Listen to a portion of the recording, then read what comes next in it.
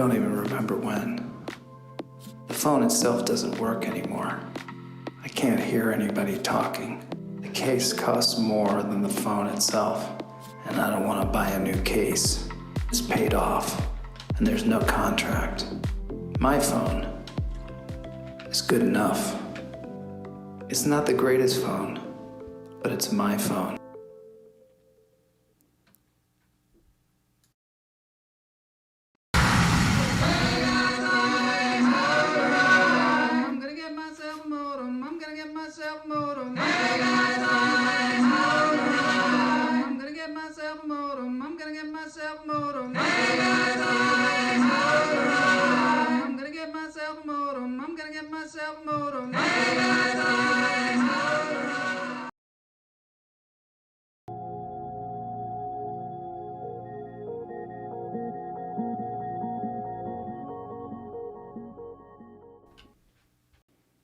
All right, welcome to Lunch Therapy. I'm your host, Joel Marshall. The question was, interview Frida? Who's Frida? It's a good question. I don't know where it says that, but clearly Boney screwed up again. My assistant Boney does all the graphics, all the text. Below, you'll see the Patreons of this show. Patreon is a way to fund independent media these days. You can go, it's like a subscription. You go to patreons.com/Joel Marshall and you can subscribe to Lunch Therapy and support the show. This show's been going on since the pandemic. And behind me is a bee in my backyard. Sometimes you got to stop and smell the bees, right? This show happens on Tuesdays and Fridays. Fridays is Interview Fridays, not Interview Fridas. Today we have a great guest. We have Jeff Steitzer on the show. He's the voice of the announcer in the series Halo, and he's also a prolific actor, artist, director, beekeeper. Not a beekeeper, no. But that's a bee. I'm allergic to bees, so good thing this is virtual. Let's get into this thing. Let's breathe.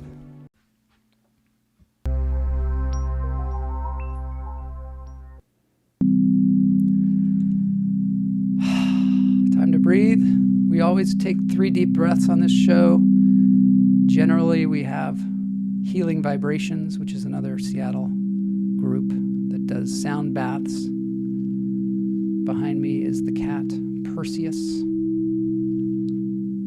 And let's do this breathing in through the nose, out through the toes. Hold it. Let it go. In through the nose, out through the toes. Hold it. Let it go.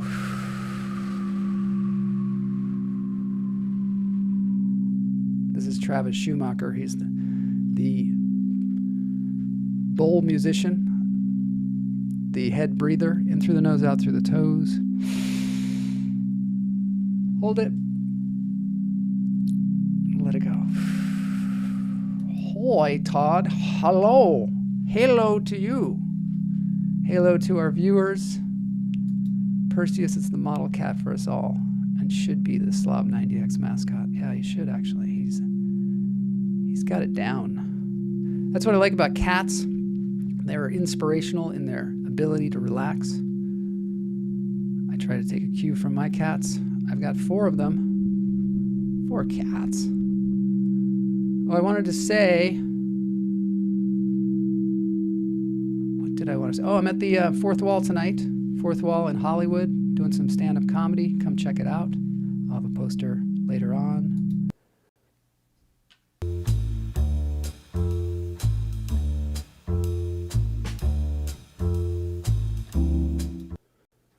This is Marcel Hutter playing the handpan. Jack Black. We got to get Jack Black on the Slob 90X. Slob 90X is a sponsor of ours, like My Phone. You saw the trailer at the beginning there. Jack Black and Perseus. Put that on the list, Bodie. This is Marcel Hutter. He's from Germany, master handpan player. Are there any Halo players out there? Chime in, because we have one of the major voices of Halo today.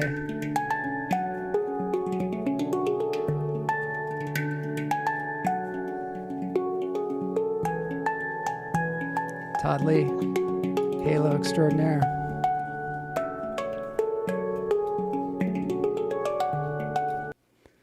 All right. Okay, so now we're going to get to the interview now that we're ready and prepped. Today's guest is known most for being the iconic announcer, the voice of God, some people call it, in the Halo video game series. He's the unforgettable voice calling out things like double kill, zombie slayer, kill-tacular across all the Halo games. I did my best.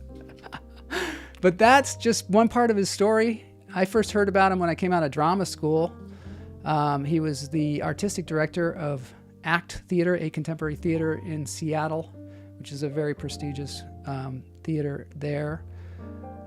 Jeff's career spans over 50 years across stage, screen, and voice, including Broadway performances in Mary Poppins, Inherit the Wind, starring roles in regional theater. He's played Dr. Watson, Elementary, my dear Watson, Ebenezer Scrooge, and Gerald Ford. Directed dozens of productions, taught actors in the professional actor training program at the University of Washington, narrated audiobooks, and appeared in TV shows like The Fugitive, Law and Order, and one of our favorites, everyone's favorites, 30 Rock. Today we dive into the voice, the journey, the man, Jeff Steitzer. Interview Friday.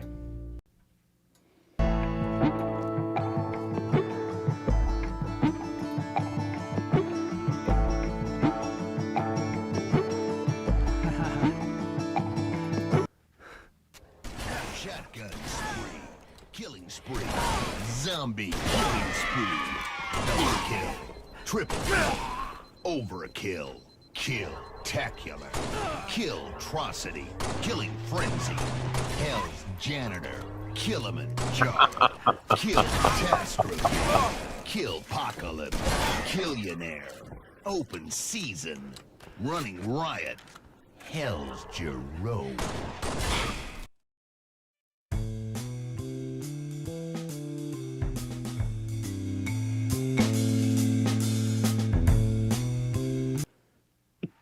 All right. Welcome to Lunch Therapy, Jeff Steitzer. Thank you very much. So great to have you here. It's great to be here, Joel. Oh my gosh. I like I said, when I came out of drama school, you were the artistic director of the ACT Theater, and I was like, I mean, that was like the voice of God for me. How are you somebody that's like when you are at the grocery store or something like that, people recognize you? More these Halo? days than they used to. Really? And that's because I've been doing cameos for the last 3 or 4 years. I've been sort of doing fan conventions, gaming conventions, and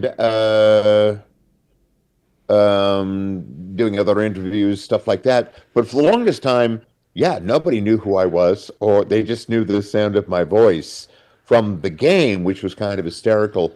Every once in a while, somebody would sort of tumble to who I was. I remember very vividly, there was a fellow in a checkout line that I was standing in. And when I got there, I don't know what I said, but he said, "Can I ask you a question?" I said, sort of knowing where this was going to go. I said, "Sure." He said, "Are you a voice actor?" And I went, "Yeah, I am." And he said, "Do you do a game?" I said, "Yeah, I'm the voice of God multiplayer announcer for Halo." And he started shaking, Really? I'm shaking. vibrating. That's not at all unusual, which of course is always sort of like, what? No, why? Well, don't you think that video games are like, they're a little bit more intimate in that you interact, especially this one, you're like first person shooter. You're very Yeah, I involved in it, guess so so. they're hearing your voice all the time, as we saw Well, in the I intro. didn't realize for the longest time how many years they had heard my Yeah, voice really. because when I got the job, and by the way, I didn't, nobody, the title was actually on my contract Yeah. when I signed it, the voice of God multiplayer announcer, because I, had signed my contract and I did the job. And at some point somebody said, "Why do you call yourself that?" And I said, "Well, that's the name." And I said, "Well, in the credits, you're only listed as announcer." And I went, "What?" What? So I went and I looked at the credits, and sure enough, it just said announcer. Oh, And I thought, wait a minute, am I crazy? Have I been running around? Did I hallucinate this? And I went back to the contract, which happily I'd kept. I was like, no, there, voice of right God. there. See? Okay. Legitimate voice of Yeah, God. yeah, absolutely. That's But funny. yeah, I mean, so I did the first one. And when we finished, I remember vividly, I said, "Is there anything else you need?" And the folks that were there, the engineer and the writer, were like, "Nope, that's it. Thanks. We got everything." I thought, okay. And I waltzed out of the building figuring that's that, you know. Yeah. And it wasn't until 2 years later when my agent called and said, "Jeff, remember that game you did for Microsoft?" And I was like, "Which one?" Because I'd done a couple. And she said, "Halo." And I went, "Oh, yeah, that was fun." She said, "Well, they're doing a sequel and they want you back." And I went, "Oh, really? So it must have done pretty well, huh?" You didn't And even know she about it. said, "I don't know." Literally, we did not know. Oh my God. So, yeah. Was it now Yes, that this was a SAG yeah? gig. Was Yeah, it at that time, that was it all. common to do a game like that? I mean, because it was like the Well, early I 2000s. done, but the thing about Seattle at that point in time was there were a lot of games being developed and made there, and a lot of voice acting work to be had. So, for instance, there was a company called Sierra Online, Hmm. and they did, among other games, it's sort of what got me into gaming in the first place. They did a game called Phantasmagoria that I auditioned for, Hmm. but didn't get cast in. And I thought, ooh, this might be something that I should know more about. And at that point, I didn't have a computer. You didn't. So I thought, because I always just sort of thought, it's like, well, I'm never going to be able to learn computers. They seem so hard, Yeah. which of course is not at all true, which I discovered once I'd bought one. And I got a bunch of games, including that. Yep, there we go. Somebody's Yep. put it up there. OG Valve, Nintendo. Nintendo. Also, a group called Humongous that did games for kids, and I did a bunch of those. Hmm. So yeah, there was a bunch of stuff going on then W- and now. What's it like when you So come in there? They don't have a demo? Do they have a demo of the game, or do you? Because no, your voice has no, to no, come no, in no, really no. early on, right? Yeah. Yeah. No, you don't. You generally don't know anything. Nobody knew anything about the game when we auditioned for Halo. The men all auditioned reading lines from Master Chief and an alien who I suspect must have been some incarnation of Arbiter. Hmm. And the women all read Cortana. That's it. That's all we did. I didn't read for the announcer. Wow. And then we all had to scream at the end of our audition like we were being massacred. And I insist to this day, if you went back and could pull apart all the screaming that's going on Yeah. when people are being murdered and shot and stuff, one of those voices I It's just probably you. know was me. Yeah, yeah. That's Because hilarious. they had it, why not? But yeah. So, did you have a lot of voice training before you became a voice actor? No, No? no, I did not. I should be embarrassed about that. No. I'm not, but That's so I was interesting. I was not really I wasn't really trained to be an actor. All the training I've had has been the result of working, Yeah. which I've been doing. Really, I started acting when I was in junior high school, and I've never stopped uh, up to this present moment, really. And so, as far as like, there we go. I'm back. Yeah, you're I was back. blessed with with leather lungs and a seemingly unstoppable set of vocal cords. I think I maybe lost my voice once, and that was in Really? high school.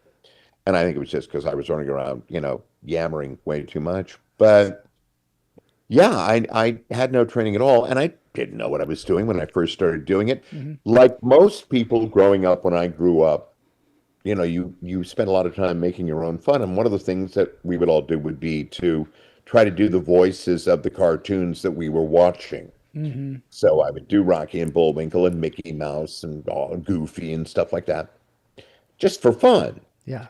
And then when I came to Seattle in 1975, I auditioned for and was invited to become a member of the company of an amazing theater that no longer exists called The Empty Space. The Empty And Space. the Oh, empty, yes. the Empty Of Space. It was course. a real rock and roll theater. Yeah. And we had lots and lots of fans, among whom were producers who did commercial work. And there was one fellow in particular, a guy named Greg Palmer, who loved the company, loved all of us, thought that our sense of humor, which was pretty wild, was perfect for his commercials. So we all got hired, John Aylward, Lori Larson, Megan Dean, Bob Wright, myself. We were all asked if we wanted to do commercials. And it's like, well, we're going to say no. So sure, that sounds like fun. And Yeah. you figure out pretty quickly, you don't scream into the microphone directly. That's not hard Yeah. because you'll hear about that from the engineer. Yeah. Other than that, it was just a matter. We had headphones so I could hear what I was doing. And that was kind of the beginning of my voiceover journey. Wow. And it's kind of just continued Yeah. all that time. Wow. Sorry, I'm just looking at these very cool visuals. It's cool. Right? So I wanted to yeah. ask you, when you Yeah. do a voiceover for a game, do you get residuals? Yeah. No. Oh. No, I think, now I'm not sure whether or not they were ever, I know that was one of the things that they were going to try and get in the latest strike. I don't know that they did. No, they never have done that. And there was an interesting story about that. Marty O'Donnell, who was in charge of the games when Bungie was doing them, after the success of the first game, went to the folks at Microsoft and said, I think Jeff and Jen and Steve, Jen Taylor, Cortana, Steve Downs, Master Chief, and I don't know who else, they should get a little something for their work. Yeah. And Microsoft said no. They didn't want us to establish that precedent. Oh. David Keith was also in it too, right? Is he voice Might have somewhere? been. You mean Keith David? Oh, Keith David. I said David. Oh, yeah. He was the Arbiter. He was the main, alien yeah. guy. He's a good Yeah, actor and too. a bunch. The first game was predominantly, I believe, local folks because we were here. Yeah. I know that there were a couple of people like Steve Downs and Tim Dodavo, who was Guilty Spark, who were doing their work in Chicago. I'm assuming over a patch, like you do. Yeah. And of course, Steve used to do everything out in Chicago. He never came out. And then I think around 4, he came out for the first time to do scenes with Jen. They'd met, but they'd never worked together, and they did with 4.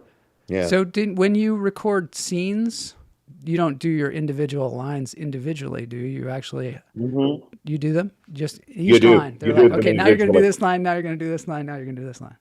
Wow. Exactly right. And you sort of have to imagine. I mean, I did that for a couple of games, Aliens versus Predator and No One Lives Forever 1 and 2. Certainly for the kids things from Humongous Freddy Fish and Pajamas Sam and Star Fox, Spy Fox, Oh my something. God, Fox. you've done a lot.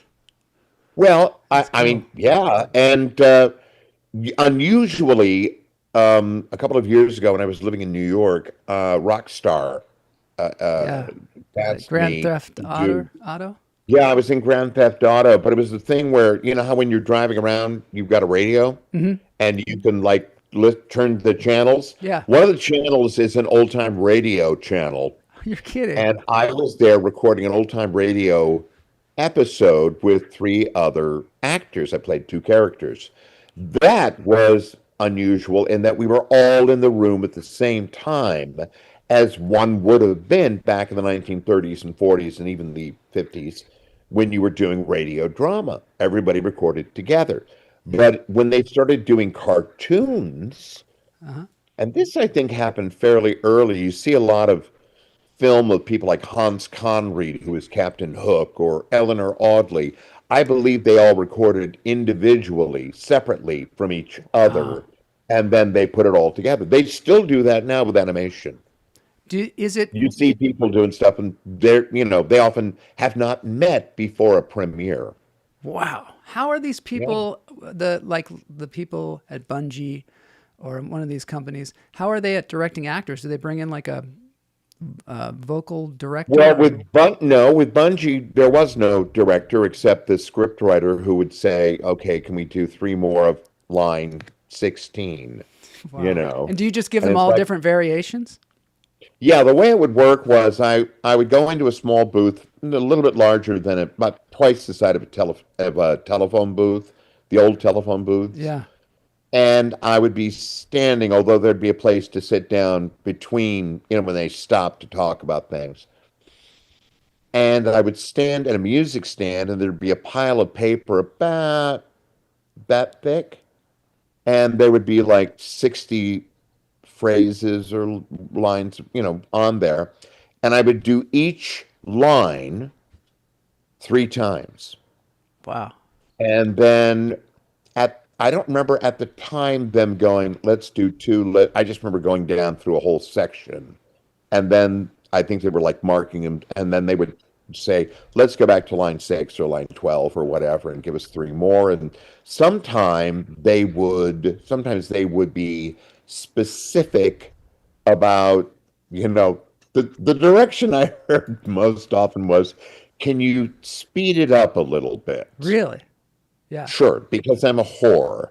And, I got so carried away with really kind of dragging things out. And they go, that's lovely, Jeff, but, the game is going on. It's going pretty quick. We need it faster. And be like, oh, okay, all right, I go really, really quick.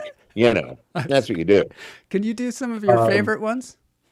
My favorite ones? Yes. Well, let's see. I like a lot of them. I was surprised to hear Hell's Janitor. I'd forgotten I'd done that. Not this time, but a while back, people were sending me things to say, and that popped up, and it was like, oh, right. I'd forgotten about that one. Hell's Jerome. I love brains. I love yoink. Unfrickin' believable, which was a little longer than it should have been. They wouldn't have let that get by in the game.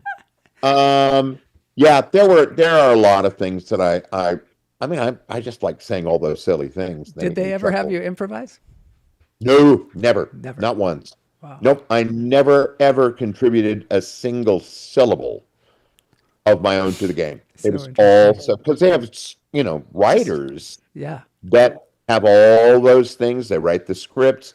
It may be different for Jen and Steve. I don't know. But knowing that Jen comes from a very similar background to mine, which is to say her career has been primarily in the theater on stage, this has changed somewhat in recent years, but certainly when I was growing up, the objective was to be word perfect. You did the play the playwright wrote because you were serving the playwright. They're a little lax about that now. I have I had a very good friend. He passed away, sadly. And he would say things, when we were stumbling around and people didn't have their lines, he'd say, well, I have a working knowledge of the text. That's hilarious. And that was kind of what it was. It was like close. I like what Jeff Goldblum. Jeff Goldblum said he likes to chase the words. And he kind of his acting is sort of like that, where he's sort of like, It is not in his early appearances. I remember seeing him very early on in his career. He's in a movie that I really loved at the time, called Between the Lines about a paper much like The Village Voice, although I think it's all set in Boston. John Hurd, Lindsay Krause, um, all these people who would go on to become very well-known performers are in that film. Um, but he also did a production in, I think, Philadelphia, which was filmed and perhaps unwisely aired on something, and I saw it. And he played Harold Hill, and it is as perverse a performance as you could ever imagine because he's chasing the line, and it's like, okay, well, that's fine. We'll just wait Yeah. until you're finished with that. It was so weird. And then it was a documentary. That's what it was. We didn't get to see the whole thing. It was a documentary with like snippets of the final performance, and wow, it was wow. That's so But interesting. he's great fun, to watch. It kind of depends on who you are, that you can get away with that. If you go on do a day on Days of Our Lives, they're going to be like, that's a the. Totally. Yeah. Totally. You do Aaron Sorkin, you do the Coens. It's Yeah. like, no, you're not improvising. And nor did I for the game. No, I've never improvised for a game. Occasionally in commercials, they'd say, loosen it up and have fun and stuff. And it's like, okay, but I figure, you know what? I'm not being paid Sort of to to write. be a writer. Yeah. So I kind of don't like that so Yeah. much. Sometimes they do it with auditions where they have you like make up stuff and then later on you see it in the audition in the actual commercial that you When didn't you get. weren't cast. Yeah, Yes, that you is didn't right. get it. You didn't get it, but your lines absolutely. did. And whenever I get one of those, these days, I try to always do an audition. I really do, because God bless the agents that are still representing me and are still sending me auditions. But sometimes you'll get something like, the voice we're looking for, these are the influences. Robert Duvall, Morgan Freeman, Jeff Bridges. It's like they have nothing in common. They're just So famous. what am I supposed to take from You that? should be Yeah, like they're these famous people. Right, that they don't want to pay. Yes. So they go to the, lowly VO actors like me and they say, can you give us something like that, not that? And I always go, okay. And then I just do whatever feels right. Yeah. Because what are you going to do, How do you protect your voice because you have to do a lot of different things with your voice. In this particular thing, it seems like you probably have to crunch your vocal cords quite a bit. Is it I do. difficult to It's maintain that? I can only do so much at a time. They only tend to bring me in for 4 hours at a stretch. That's what the union allows them to do. Ah, So it's not like I'm there for 8 hours a day ever when I do it. yeah. But 4 hours of doing that voice, a lot. And then you take breaks, and I've got, water or tea to hydrate my cords. I do all of that just to keep going. And also, as I say, I've got like stupid vocal cords. They're getting, I'm not sure I can get away with it now. Yeah, But, you're yeah. blessed with some good vocal cords for sure. And I'm lucky. I very, very much am. Yeah. Kamala thinks it's strange that she gets residuals for looping and loop group, and you don't get them for the same work. Yeah. Yeah, I think it's strange too, Kamala. Don't love that one bit. Now, Steve Downs did say, Marty told us this, and it might have been better if he hadn't. But he did. And Steve evidently then responded, these conventions that we're going to and signing autographs and doing selfies and stuff, those are ending up being kind of residuals after the fact. They're like, yeah, except they're not paying them. I'm gonna. They're what? Not, They're not. no, paying they're them. not being paid by Microsoft. They're It's not the paying the band. money. But yeah, Yeah. Kamala says she's going to talk to Zach about this. Okay, we'll get that handled. Get Best that of handled for luck. you, Jeff. Indeed. When Halo came out, like you didn't even know it came out, and it was selling like millions of copies. No, I had no clue. You didn't even know.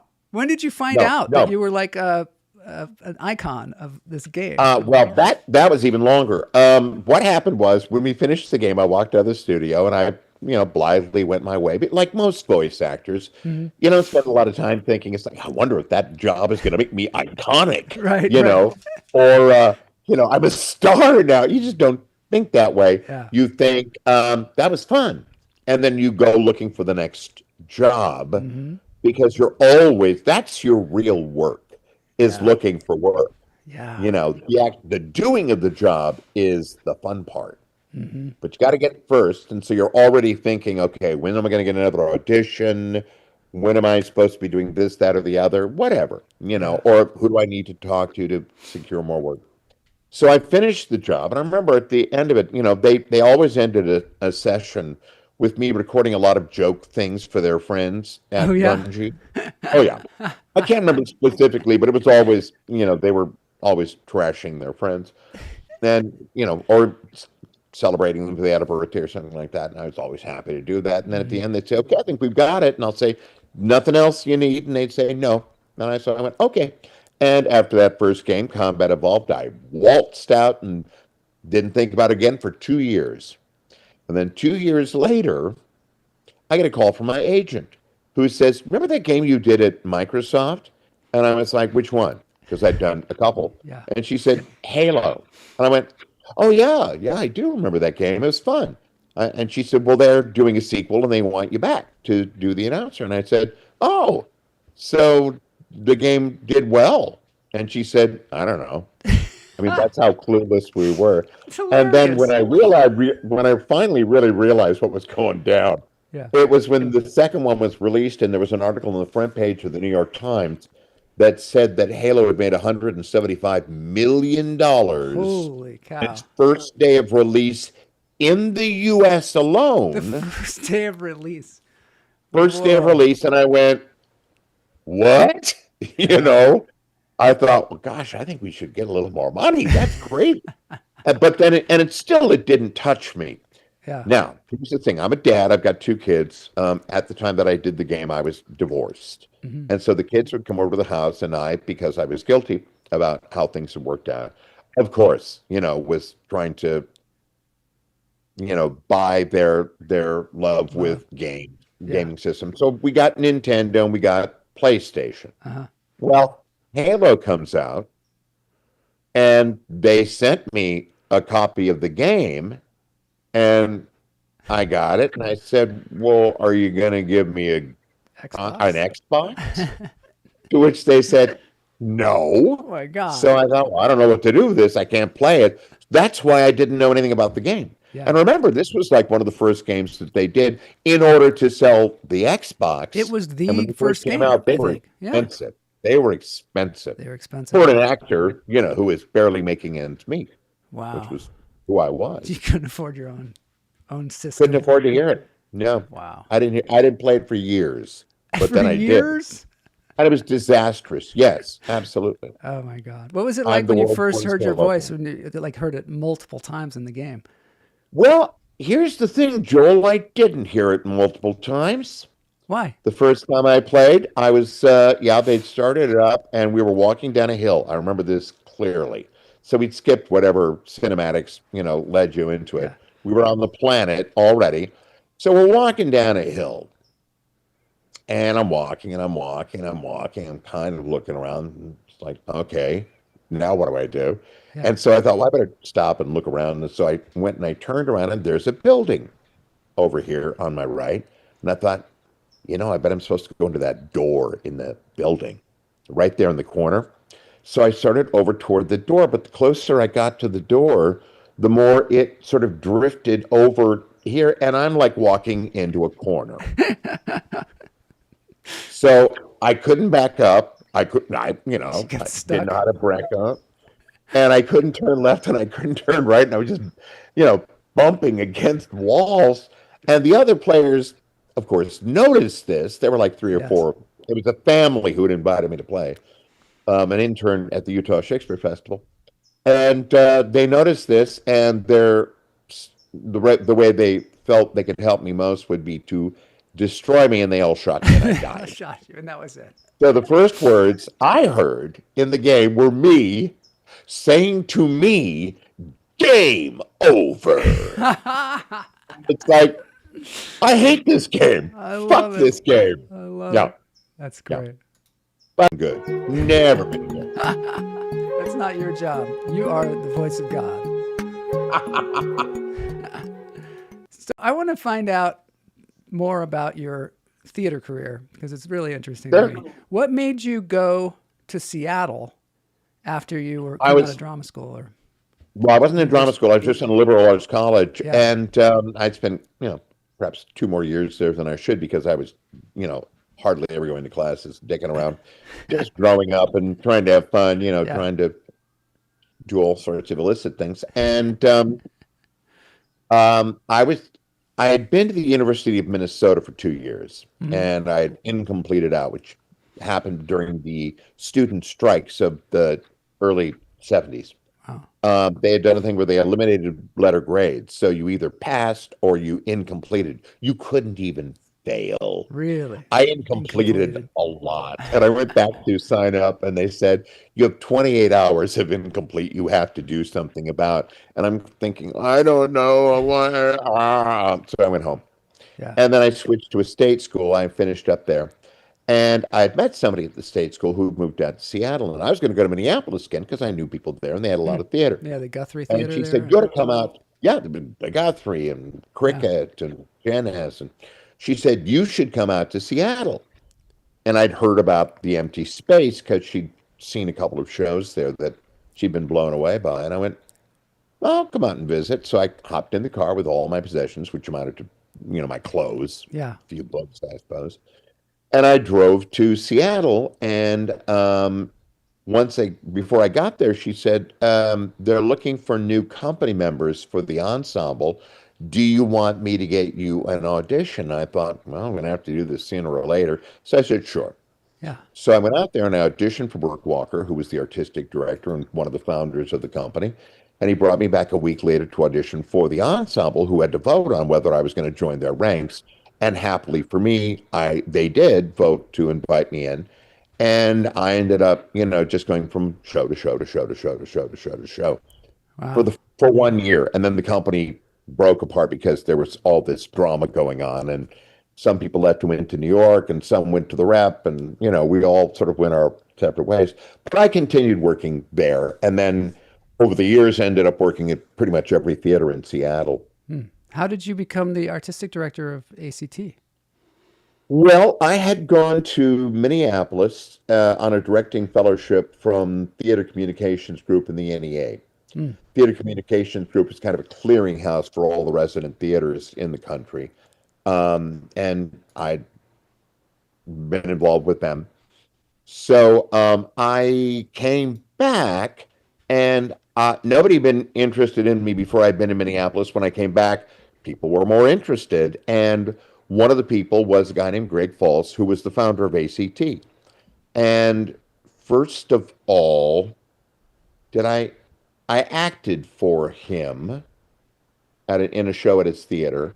But then when I got back from Minneapolis, he invited me to become his associate artistic director. And I Oh, thought, yeah. great, that's great. Wow.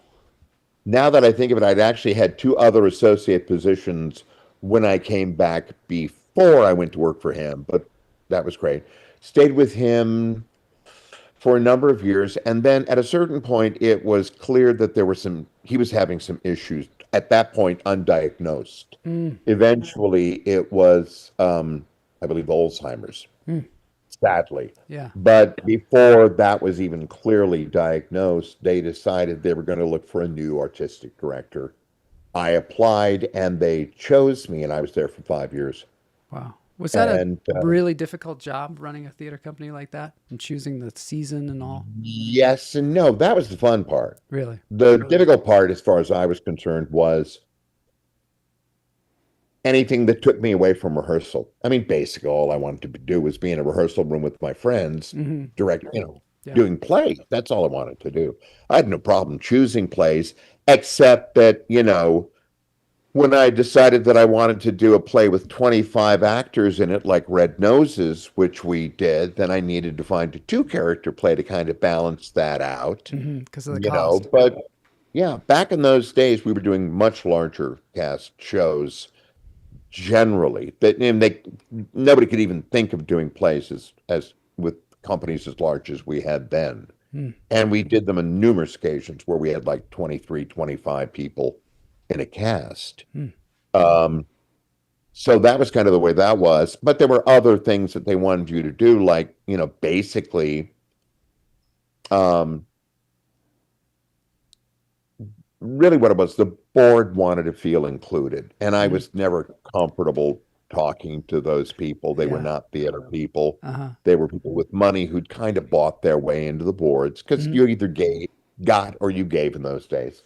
And they were, not bad people, but I found myself saying the same things to them over and over and over again. They just didn't comprehend what we were trying to do. Yeah. Yeah. One of the Did things they I want did to was pick the season or something, or do they want to pick shows? no, Oh, no, okay. they didn't always love what I did, but it would have been hard for them to find fault with how things were going because when I started there, we had 6,000 subscribers, and the year before they pushed me out, we'd risen to 11,000 subscribers. Wow. So we were doing something That's right, big, but yeah, and then we were getting grants they'd never got before, and they'd been told that the reason was because I was there. There were a lot of people in the regional theater circuit who knew me, knew my work, who I'd worked for before I tried to settle down and become an artistic director.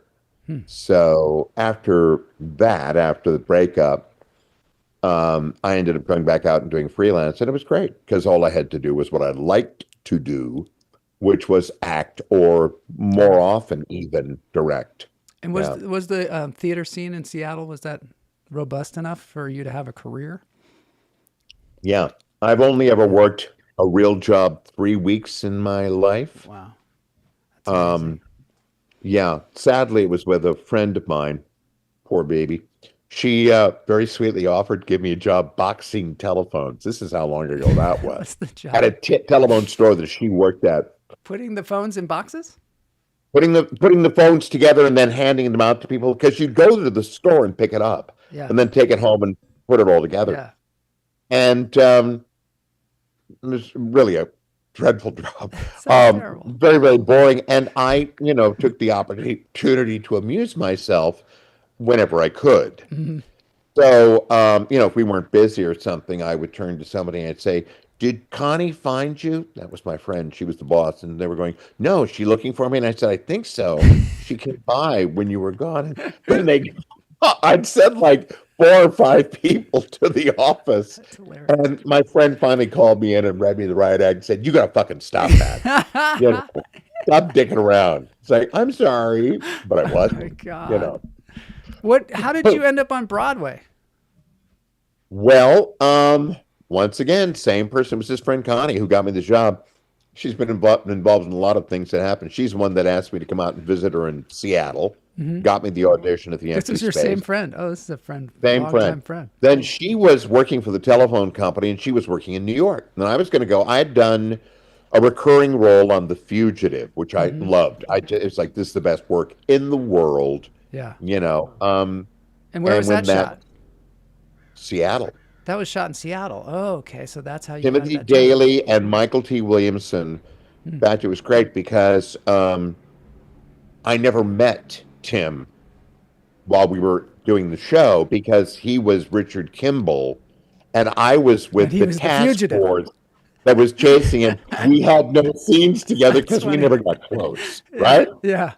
Hysterical. Years later, in fact, just like a year ago, I was at a convention that he was at, and I walked up in the green room, and I said, "Excuse me, Tim, I'm sorry to interrupt you, but I just wanted to say hello. I'm Jeff Steitzer, and we did a TV series together." And he looked at me and said, "We did?" And I said, And you're "Yeah." under arrest. And why you wouldn't perhaps remember is we did The Fugitive, but I was with Michael T. And he was like, "Oh," and then we talked about that. He was incredibly charming, as I knew him to be. Yeah. But it was kind of hysterical. So I thought, well, I'm going to go to LA because I had a lot of friends who'd moved down there and they were doing well. And I thought, yeah, let's try that. But before I did, this friend said, "Why don't you come out, to New York instead? And you're welcome. I've got an extra bedroom. You could stay here for a year for free." Well, For that free? ended up not happening. What? Yeah. It That did not- ended up not happening. Okay. I went out shortly before I was supposed to move. And I was like, I already gotten rid of all my furniture. I'd, gotten rid of hundreds of books. I mean, it was crazy. And I got out there and it became apparent that she was sort of regretting her invitation. Oh, no. Yeah. No. And because suddenly she realized that I was going to be there all the time. This Yeah. is not just a visit. Yeah. So I thought, nah, screw this. I'll just find a place when I get there because now I'm going to New York. So I get to New York and I'm staying with a friend of mine, a guy named Brian Yorkie. Now, Brian at that point has not yet written his Pulitzer Prize winning musical, Next to Normal, which he wrote with his Wow. friend Tom Kitt. But I was staying there, and after about a week of me looking but not having found anything, he said, "You know what? Do you want to just stay here?" It was a teeny little place. He had two rooms, one of which was sort of a bedroom, the other was his study. He says, "I'll just sleep in the study." He says, "I'm not even going to be around. I'm headed out to the coast because my agent's got me set up to talk to people about doing TV and film work." And I said, "Sure." I was there for a year and a half. And we Wow. crossed paths for about 1 week during that time. Oh my When he would gosh. come back to town, I'd be out of town working at a regional theater, vice versa. So Wow. I was very lucky. An agent I knew because she had been the assistant to a very well-known agent who used to represent Sam Shepard, but also a lot of Middle Westerners that I knew personally. I would visit whenever I was in New York. So I got to know Judy Bowles. And Judy found out I was moving to New York and she said, "Do you have an agent?" And I went, "No, I'll probably be thinking about getting one." She said, "Well, I would love to represent you." And I went, "Oh, okay, I've got an agent." And that's how it happened, which is Wow. ridiculous. Yeah. Wow. That's So one day I great. got a call from Judy and she says, well, actually, that's not how it worked out. How it worked out was I was in Phoenix, Arizona doing ADR for the episode of Law and Order that I'd been in. It was to remove myself from one of the scenes, essentially, What? cutting down the text. Oh, it happens all the time. Really? And you were in Yeah, Phoenix doing the ADR? I was acting in a play there, and so they had to Oh. set up a patch, which I Oh. did. Wow. So I happened to be reading, I don't know, the news about what was going on, and maybe it was Playbill said that Doug Hughes was going to be directing Inherit the Wind with Christopher Plummer and Brian Dennehy. And I knew Doug. Oh He'd been my in Seattle God. at the Rep. Yeah. So I wrote to Doug and I said, "Dude, congratulations on this. This sounds great. Listen, I'd love to be a fly on the wall. If there's anything in there for me," and I didn't really do this, but I said, "If there's anything at all, Good for you. townsperson you need, something like that, let me know." He said, "I'm way ahead of you. You'll Oh. be getting a call from Jay Binder, who was casting the show." Jay was a very, very well-known Broadway producer. This was a Broadway show. And I thought, okay. So I got home after the show was over, and I had an audition waiting for Jay. And I went in, and it was just Jay and Doug and a reader and one more person, an assistant. And it was like, okay. And I had made a choice, and they laughed and laughed and laughed and laughed. And it was like, okay, for the mayor. So I Yeah. went away, and then I got a call back. And I went back, and I thought, oh, I've heard about these. There are going to be like 20 people in the room. Nope. Still just Doug and Jay and a reader, a different reader, and the assistant. And it was like, okay. And they laughed and laughed and laughed and laughed. And it's like, okay. And then I heard I'd been cast. It was that Wow. simple. And then I went to the first rehearsal and I started to do what I'd done in the rehearsal. And Christopher Plummer, who was sitting, says, "Oh, God, we'll have one of your Abbey Theater hysterical theatrics here," or something. I started laughing so hard I fell to the floor, Oh my which God. allowed everybody else to laugh, right? And I looked up, I was weeping. And Chris looked at me and it's like, he knows who the Abbey Theater is. And after that, we became quite friendly. Really? What was So it? What was it like working with Brian Dennehy and Christopher Plummer? I mean, those guys are. I understudied Brian in addition to playing the mayor. So I was close to him in the Yeah. show throughout. Like I had to help him on and off with his coat and things like that. And I walked in with him, talking to him with my wife and blah, blah, blah, blah, blah. They were very interesting, both of them. They were both, well known. They were Yeah. stars. Yeah. Really. And Brian was, kind of I think he had a lot of trouble playing Matthew Harrison Brady, who's the orator who, represents the conservative side of the argument. Chris, quite wisely, had taken the somewhat more rewarding role of the other guy who was based on Clarence Darrow. And because, basically he's fighting against, incredible odds and Yeah. stuff, and he still manages to sort of carve out something of a victory and all that kind of stuff. And it's a great role. And Brian, every night we would be off stage waiting to make our entrance because we made the entrance as a little parade. And Brian would be sitting there kind of griping about the day and stuff. And the woman who played his wife, Beth Fowler, wonderful woman, fabulous Broadway actress, would go, "Oh, Brian, shut the fuck up." No way. And he just would start laughing, right? He loved her. Yeah. She was really serious. It's like, I don't want to hear your whining, right? You're making so much more money than us and stuff. But he was like, I love you. Chris was more private. Brian was sort of out there and available. Chris was more private because he was an old time star. And then at a certain point, it was very interesting. It was no longer, those days when he was sort of kowtowed to by everybody. A lot of the people in the company had done a lot of work, and they were sort of like, fuck him, But he's like, he doesn't even know my name. And of course, I'm going, well, he knows mine, but that's because I keep bugging him and asking questions about things he's done. And again, I was genuinely interested. Yeah. But he started coming out. So before the show, there was a small group of musicians who played in the show, and they would do a little mini conference, and everybody would sort of go there and dance and talk and see each other and sort of get together and stuff. And he started coming out to that, sort of on the periphery. And some people would then talk to him. But they were both amazing people, and it was great to watch them. Did they have different processes? One of the things I'm interested with you is your process as an actor, because you are basically on the job training, and then you ended up teaching. Yeah.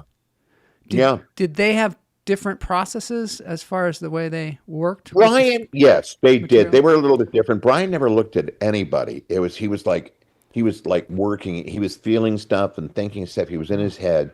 And only occasionally he would sort of glance at you. But most of the time he was like, really, he was feeling stuff for himself. Chris, on the other hand, was a total technician. And I remember there was one point where I went over to him and I said something to him. I was supposed to say a line after he'd said something. And I heard under his breath. Now we've got the audience sitting on stage. Yeah. So this was very odd. But he said, "Wait for it," with ventriloquist lips. Wait. All right. And when I said the line, he got a response. He was like, he knew what he was doing. So do you think that like there's a thing about British actors and American actors, at least at that time? Well, Chris is not British. He's Canadian. Oh, he's Canadian. He's Canadian, or was Canadian when he was alive. Yes. He actually was, I think his grandfather maybe was like a very important politician, like premier of Canada at one point. He'd been raised in a very wealthy family, and then I think his father died, and they sort of fell on hard times. But he led an absolutely blessed life because, within a very short period of time after having made great success in Stratford, Ontario, I think it was in this order. He went to London and started working at the Royal Shakespeare Company. Yeah. And he went to Broadway and started doing a bunch of different Broadway shows. He was very, very successful in that regard. I saw him at the Amundsen, I think, doing Barrymore, I believe. Yes. Yeah. Yes. Which was great. Yeah. It was wonderful. Interestingly, in some ways, I always thought that was probably the perfect thing for him to do because there were no other actors to distract him or to steal focus. It was all him all the time. Yeah. Because, it's also one of the things about playing Drummond in Inherit the Wind. He's so isolated from everybody else that he might as well be in a one-person show most of the time. He does interact finally in courtroom scenes and stuff, but, he's kind of keeping his own counsel for a large part of it. You didn't get in his way because if he was unhappy about something you did, as I said, the audience was sitting on stage, and Chris had this amazing facility. One of the issues that a lot of actors, including me, deal with is dry mouth. No matter how much water you drink beforehand, dry mouth. Yeah. Chris had a way of in a way that you wouldn't really notice. Wow. He was doing that to get the blood's going. Flowing. Yeah, and sometimes you get a lot of juice flowing. And so there was one point where he turned around where he was yelling, and this unbelievable thing of Spray. saliva just went like 10 feet in a big circle, right? And this woman sitting next to me, unfortunately for me, went, "Oh my God!" loud enough to be heard. Oh my And, God. I looked at her and I looked, and Chris like whooped around, and looked in our direction. And I'm kind of like, not me, wasn't me. Hysterical. There are some people Yeah. that say, obviously they say that you've got your sound in the right place if you're spitting like that, and so Could be. I don't know. I don't know about that. I'm making an excuse I for never it. had any problem with my sound. In fact, very often when I was in Mary Poppins, Yeah. they had people with the soundboard. It said, "We hardly have your mic on at all." Really? Oh yeah, because I carry in a 2,000 plus seat theater. Yeah, that's great. Who was playing Bigger Mary than me. Poppins in that? When I first went into the show, it was a year and a half after they had opened, and it was a woman named Ashley Brown, and the guy playing Bert was Gavin Lee. It was much of the original cast of the company. Wow. There were a few replacements, mostly in the ensemble, but I was one of the first replacements for principal. I played Admiral Boom and the bank chairman, teeny roles. I didn't care. I had a great time. Yeah. And I did it for a year and a half. What is that like And doing a show like that for a year and a half? Well, in this case, boring. Yeah, I bet. Because, I was mostly just switching from one character to the other, so I was changing costumes all the time, often very quickly. Which is, the dressers were amazing people. Yeah. Because they got you into your next outfit. I mean, it was crazy what had to happen at times. But after a while, you're not going to wring anything more out of the characters, Yeah. And you certainly don't want to go off on tangents, because with a big musical like that one was, if you're in the wrong place at the wrong time, you can Yeah. get hit by get a hurt. pipe coming down. Jeez. Absolutely. On several occasions, the crew would say things like, "Jeff, you want a little downstage, a little downstage." It's like, "What? Yeah, okay," because Yeah. I was clueless. Yeah. But it was the nicest. Both shows had amazing companies of incredibly talented people. I was so thrilled and honored to be included in both companies. And it just provided me with friendships that I have to this day, actually. Yes.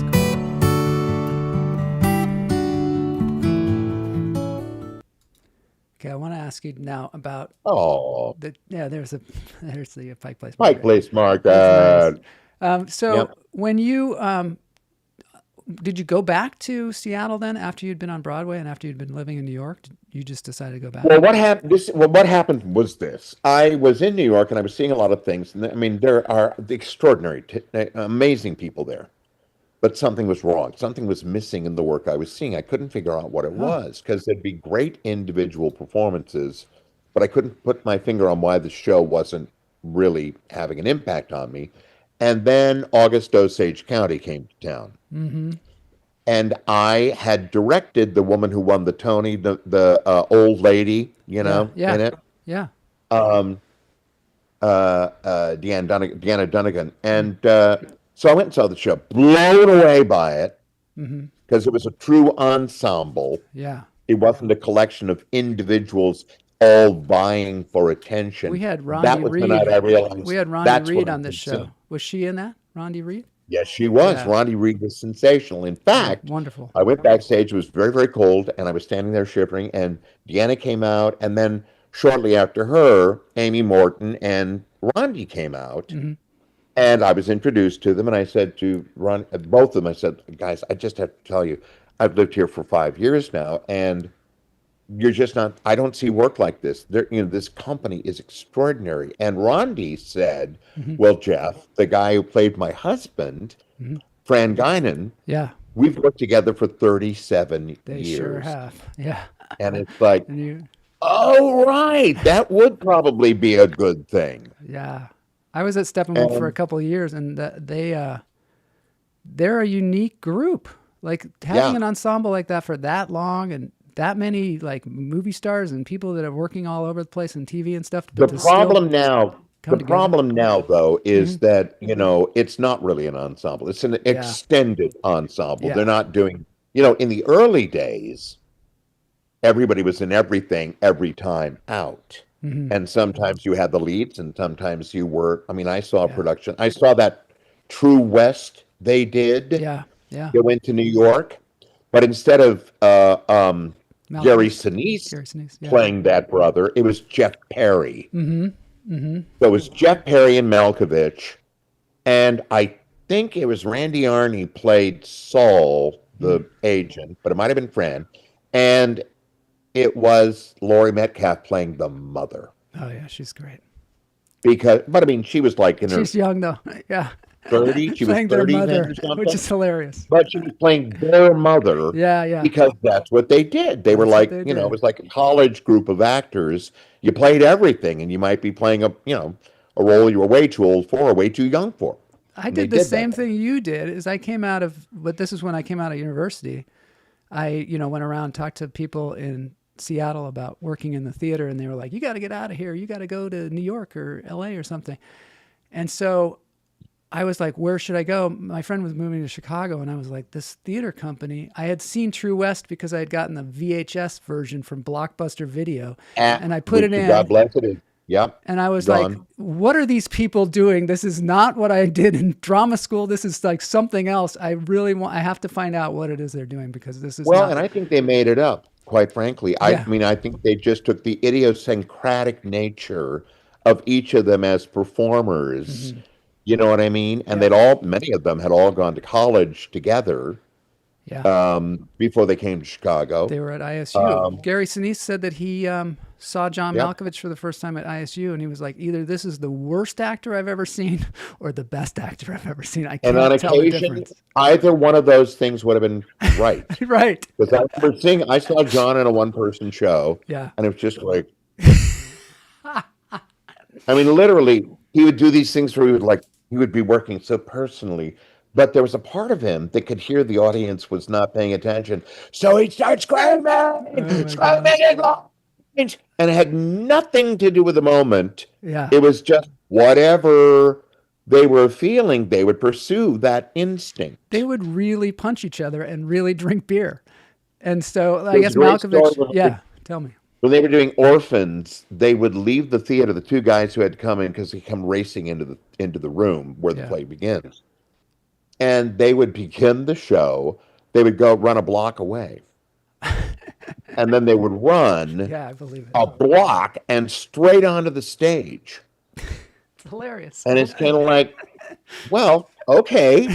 I mean, it's one of the things that made them Steppenwolf. Yeah. There was never anybody that was quite like them. Remains was kind of like that. Well, they were a lot of the same people that went to Remains. They weren't at the time, but they later, a lot of those people ended up joining. I thought they called it Remains because they were like, they left. They might have been students or something, but it was, no, I don't think there was any association before there. Yeah. That was a great theater too, though. Do they even have the Remains anymore? They don't have that anymore, I guess. No, Remains closed a long time ago.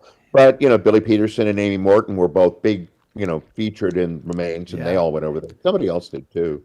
Yeah. It's interesting. The evolution of that company has been very, very intriguing. I hate to say this. I need to take a little bit of a break. Yeah. You want to take a break and come back? Yeah, you want to vamp? Yeah, that'd be great. I'm going to vamp. All right. I'll be back momentarily. All right. So I'm going to show. I warned you about this. Yes, I appreciate you saying it too.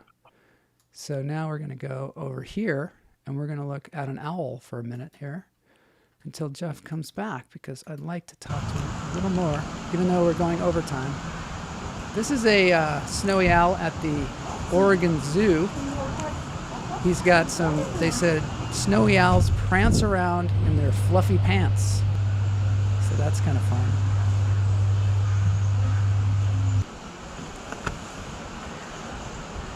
What else do we have while we're taking this break? Lunch therapy. This is part of the therapy of the show. Oh, I got you. This is these are busy beavers chomping snacks in a rainy pond.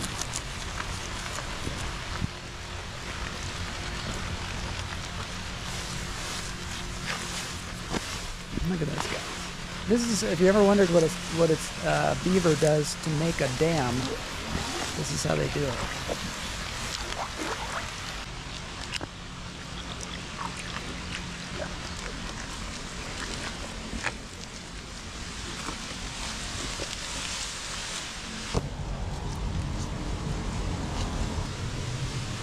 Where's he going?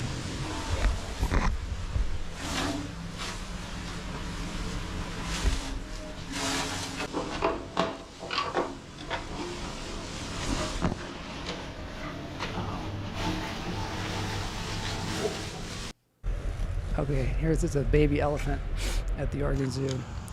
Top moments in cuteness and rascality at the Oregon Zoo. Basket.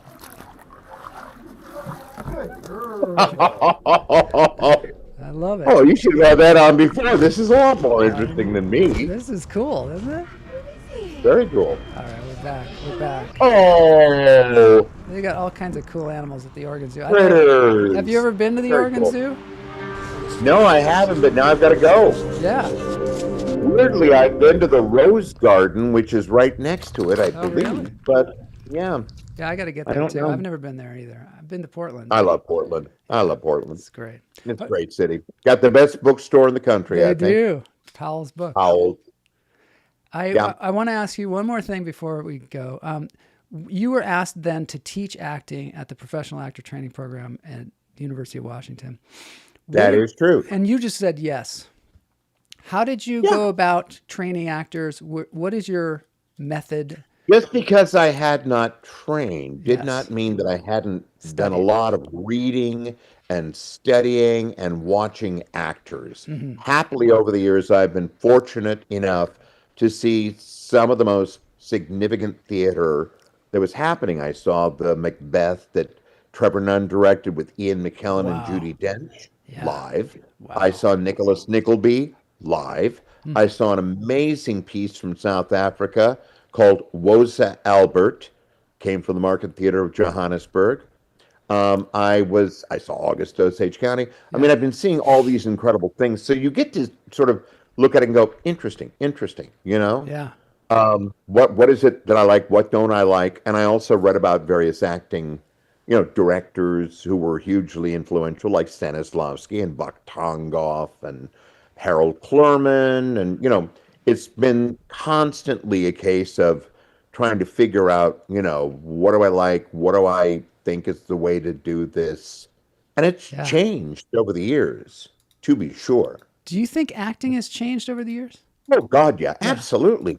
Everyone is doing Kiefer Sutherland acting, which is to say, if they weren't mic'd, you wouldn't hear them. Yeah.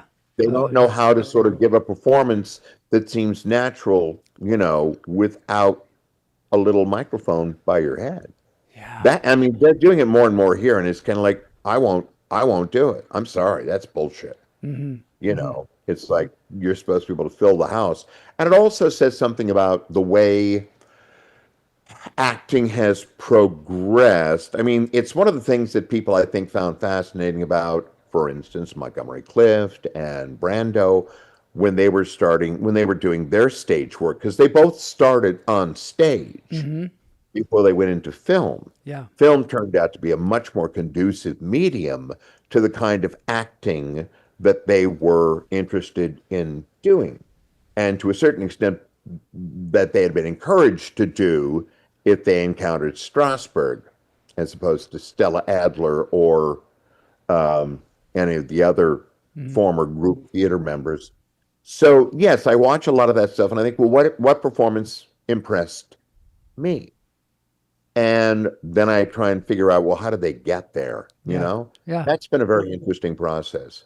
It's interesting because we were talking about Osage County and those actors are very like, I call them blue collar actors, where they just, they just work, and they work out their method through working, and they try and make it as real as possible by running down the block or whatever they do. Or whatever they need to do. They brought in a fight coordinator and laughed the fight coordinator out of the theater. But then later on, they realized, we can't do this every night. We can't. Well, that's the problem. Yeah. I mean, the thing about the theater is it's not real. Mhm. You're giving the illusion of reality but it's not real. Yeah. That isn't the way life is, the way any play is. Nobody's as clever as Coward's characters are, Yeah. or Stoppard's characters are, Right. right? Right. Nobody's as tormented as Ibsen's characters are all the time. Yeah. In every life, a little bit of laughter must fall. Mm-hmm. So, it's all organized. Hitchcock has a great thing about that. He said, talking about films, it's life with the boring bits taken out. And it's absolutely true. That is exactly.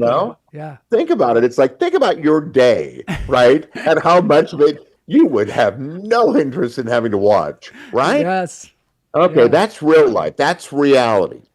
But what we're trying to do is create enough of a sense of reality that we can believe in the characters, empathize with the characters, travel with the characters through their journeys, right? Yeah.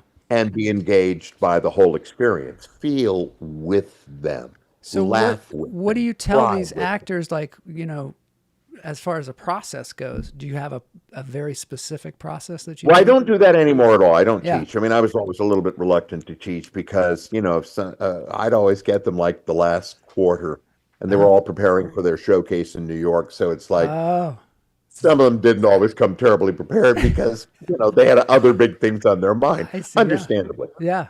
But the acting class that I taught, this is an idea of how kind of ridiculous it was. It was R&N, they called it, realism and naturalism, and basically that's anything from Ibsen up to the present, and it was like, well, wait a minute.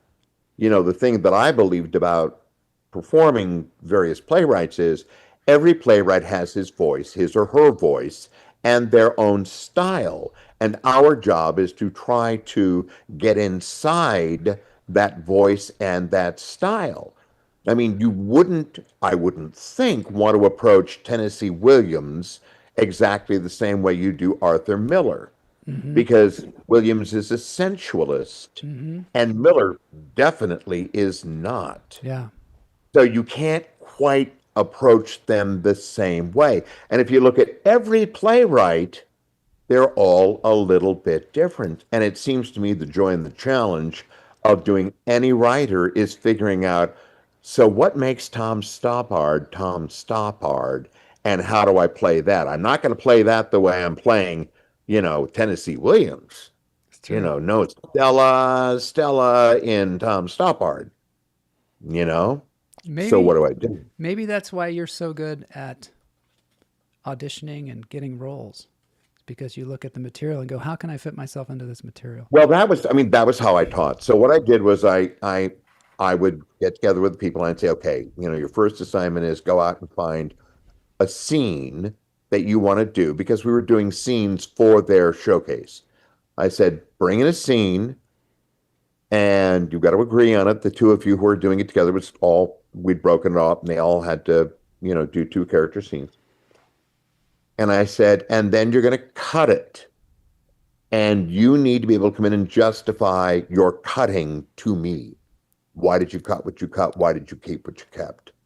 Because a lot of directors go into Shakespeare, for instance, with a weed whacker. Yeah. And anything they don't immediately understand, they just get rid of, regardless of whether or not, that could make it impossible to follow what's going on. Yeah. You don't understand what the play is. You wouldn't go in and say, I don't like that part in that Swiss clock. I'm just going to wrench it out, toss it away, and expect the clock to still work. Yeah. So basically, that's my approach. Is like, what is this kind of mechanism or clock? How does it work? What are the elements that make it work? How do we go ahead and keep that clock humming? So after they'd done that, we'd talk about character. And I said, what are the clues? What does the playwright tell you about your character? And I had one actor who came in, his character was Moody. That's all the name he had. I said, that was a clue, and you missed it. Because it said something about how much characterization he actually gave you in his mind, right? Other characters had full names. In many instances, there are stage directions telling us about them. And I said, I only want you to talk to me about your character based on what's in the play. not just stage directions, but what you say and do that characterizes you and what other people say about you. Well, this one guy came in, very sweet actor, and he said, well, I feel like, I'm like always working. I'm never at home with my wife and my kids. And it's like, whoa, whoa, where are you getting a wife and kids? It's like, well, I said, not at this stage. Thank you. What I want you to do is I want you to think, because we're constructing the parameters within which you can then feel. Mm-hmm. But if you just feel about all sorts of things, Yeah. you could be drifting, be going off on tangents. And you don't have tell the nothing story. to You don't do tell with the play. story. You're not telling the story. That's right. I had a director who used to say, one of his last things to the cast is, just tell the story. And it's like, well, that would be fine if we'd ever talked about what the story is. Yeah. We never do in most rehearsal periods, because directors don't know how to. Actors always think it's about themselves, Yep. And there's no time. So we're sort of thrown together and people put it on its feet and we run it and run it and run it. And then we open it and boom, we're on. And it's like, well, we haven't really explored it though, have we? That's one of the things I think that's super important. You get an audition and you're kind of like, I got to get this thing in, got to learn these lines or whatever. And you don't really read it carefully. And so then you end up giving it to the casting director, and the casting director's kind of like, and as you may know, I mean, one of the things that's so frustrating about, commercial auditions, whether it's for voice or even on camera stuff, is that often you have nothing, Yeah. nothing. They may give you, Yeah. an actor they think you should try to be, and it's like, well, okay. But, that doesn't really help. No. It's like, what's going on in the scene? Well, we're not going to tell you. You have to guess, That's the And it's hard like, part, because you feel like you're kind of shooting in the dark. Like you don't know. Totally. You don't Totally. know. You kind of go one Yeah. way and you could be completely wrong. And you could be like, wow, that person really doesn't get it. And it's a guess. I mean, you It's a just guess. have to do what you exactly. I mean, you have to, but the more you study scripts, Yeah. and even, just the kind of sides that you get for auditions, Mm-hmm. the better you become, I think, at intuiting some things that may not be completely out of whack, Yeah. I think. We've gone way over time now. So thank you so much for being here. Bummer. This is really interesting. I could talk to you all day.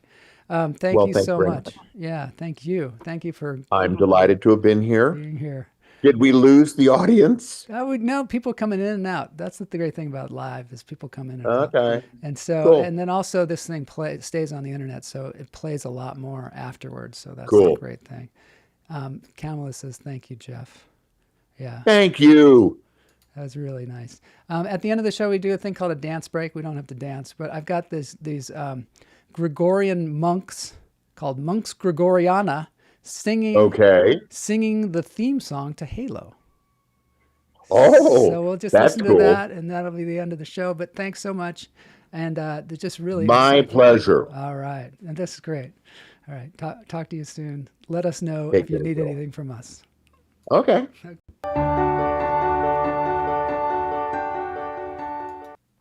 Here they are, Monks Gregoriana. There it is.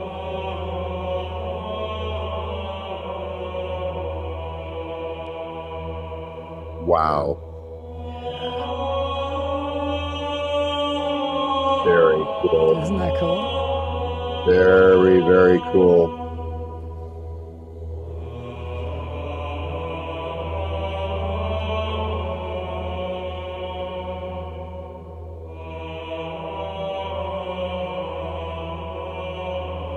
Getting some comments. I'll put them at the end of the show. Some talking about Halo.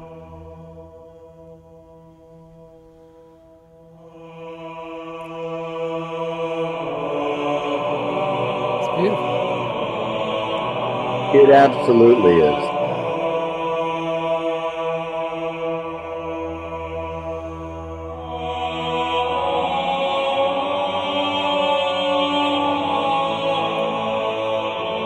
All right. Thanks everybody for joining us here at the Lunch Therapy Church, the Church of Acting and Church of Video Games. And we'll see you all next week for more lunch therapy.